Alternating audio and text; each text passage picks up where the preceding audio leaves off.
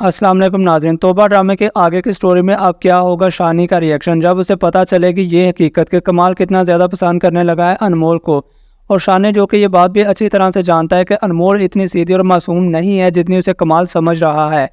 इसलिए तो जब कमाल उसे अपने पास बुलाता है और उसे कहता है कि आइंदा के बाद अनमोल और उसके घर की तरफ कोई भी अपना आदमी नहीं भेजेगा, तो शानी सवालिया नज़रों से कमाल की तरफ देखता है और कहता है कि आखिर क्या हुआ है।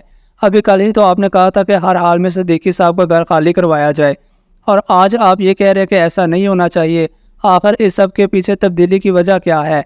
तब कमाल उसे बताता है कि सिद्दीकी की बड़ी बेटी अनमोल मुझे बहुत ज़्यादा अच्छी लगी है और मैं चाहता हूँ कि उसे कोई भी तकलीफ़ ना पहुँचे, और मैं सिद्दीकी के सामने अच्छा बनने की कोशिश भी कर रहा हूँ। तब शानी उसे कहता है कि आप उसके सामने लाख अच्छा बन लें, लेकिन वो आदमी की फितरत और नीयत उसकी शक्ल देखकर ही पहचान लेता है। मेरा नहीं ख्याल कि आपकी वहाँ कोई दाल गलेगी। तब कमाल उसे कहता है कि मेरी मर्ज़ी, मैं जो चाहूँ करूँ, तुम होते कौन हो मुझे इस तरह का मशवरा देने वाले?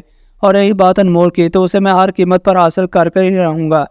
फिर चाहे सिद्दीकी उसके लिए राज़ी हो या ना हो, उसकी बेटी माने या ना माने, मुझे किसी बात से कोई फ़र्क नहीं पड़ता।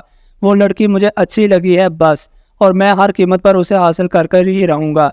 अब यहाँ पर आकर शानी सोच में पड़ जाता है कि अगर अनमोल को सिद्दीकी साहब के पास से कमाल अहमद ने कोई भी नुकसान पहुँचाया या उसे वहाँ पर लेकर आ गए, तो शानी के दिल पर क्या गुजरेगी। शानी जो कि कहीं ना कहीं अपने दिल में अनमोल को जगह दे ही चुका है।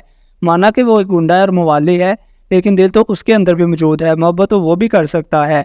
और अनमोल की सादगी उसकी इतनी ज़्यादा अच्छी लगी है, यहाँ तक कि उसका गुस्सा सब कुछ शानी को बहुत अच्छा लगा है कि अब वो नहीं चाहता कि कमाल अहमद उसकी तरफ नज़र भी डाले। इसलिए वो कमाल को समझाने की भी कोशिश करेगा कि उस लड़की के पीछे भागना फजूल है, वो किसी की नहीं मानती। लेकिन कमाल भी अपनी ज़िद का बहुत ज़्यादा पक्का है। वो शानी को साफ लफ्ज़ों में कह देता है कि वो लड़की क्या चाहती है, मुझे उस बात की कोई परवाह नहीं है, लेकिन मैं हर हाल में अनमोल को हासिल कर कर ही रहूँगा।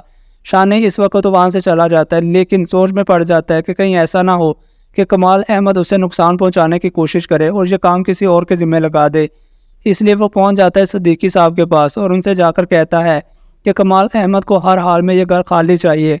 अब इतनी ज़्यादा बातें सुनने के बाद सिद्दीकी भी परेशान हो जाते हैं कि अब वो अपनी बेटियों को लेकर कहाँ जाएंगे।